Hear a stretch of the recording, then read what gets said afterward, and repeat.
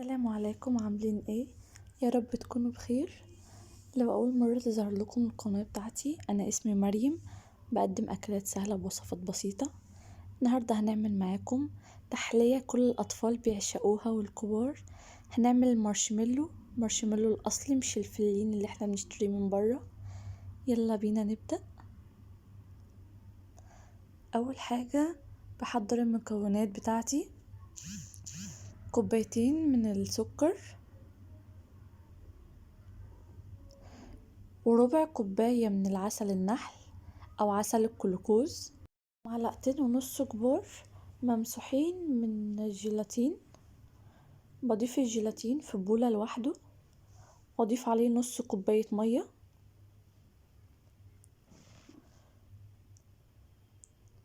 هنسيبه شوية ونجهز السكر معانا. بضيف السكر على نص كوباية مية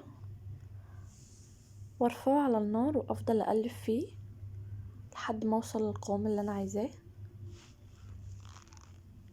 ده القوام اللي انا عايزاه. احنا ممكن هنختبره ازاي؟ بجيب طبق فيه مية وبنزل بنقطة من العسل بتاعي ده اللي احنا عملناه. لو انا لقيته اتكتل زي كده يبقى هو كده صح.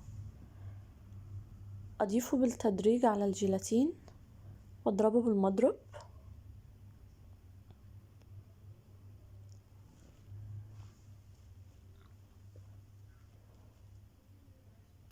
هو هياخد من 10 دقايق ل12 دقيقة معايا.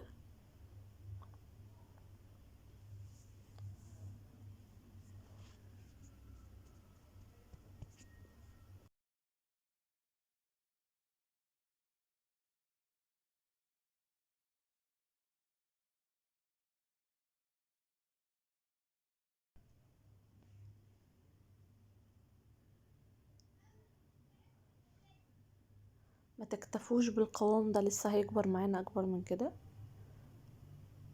كده وصلت للنتيجة اللي انا عايزاه. بضيف بقى معلقة من الفانيليا السايلة.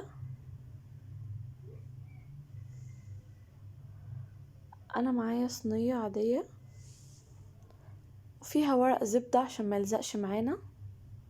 هضيف المارشميلو، بس احنا خلينا نتعامل باي حاجة فيها زيت. يعني الاسباتولا اللي احنا هنستخدمها لازم تكون ممسوحة بالزيت عشان المارشميلو بيلزق جدا. طبعا ممكن نعمل طبقة تاني، او الطبقة دي نضيف لها طعم الفراولة او لون، بس انا ما كانش عندي طبق فاضي. اضيف 3 معالق من السكر البودرة و3 معالق من النشا، دول اللي هندهن بيهم السطح بتاعنا عشان ما يلزقش. انا بدهن بيهم المكان اللي انا هقطع بيه المارشميلو.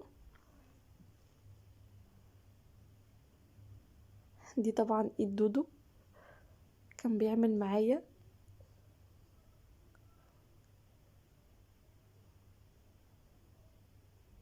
كل ما اقطع ادهن شوية من السكر والنشا عشان ما يلزقش معايا. وطبعا السكينة بتاعتي بتبقى ممسوحة بالزيت علشان ما يلزقش. كل ما تيجي تلزق نمسحها بالزيت تاني. انا طبعا بقطعه، يعني انتوا شوفوا حابين تقطعوه ازاي. بقطعها مكعبات صغيرة كده زي مخدات المارشميلو. بدهنها من كل الاطراف عشان ما تلزقش معايا. مش بتلزق خالص كده.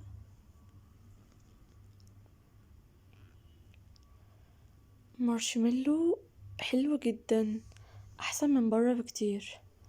حقيقي اللي هيجربه هيعرف ان هو كان بياكل فلين، كان بياكل كرتون، كان بياكل حاجة مش كويسة. صدقوني خالص، ده احسن بكتير قوي من بره. لو جربتوها مش هتبطلوا تعملوها. يا رب اكون فدتكم. اشوفكم في اكلة جديدة. باي باي.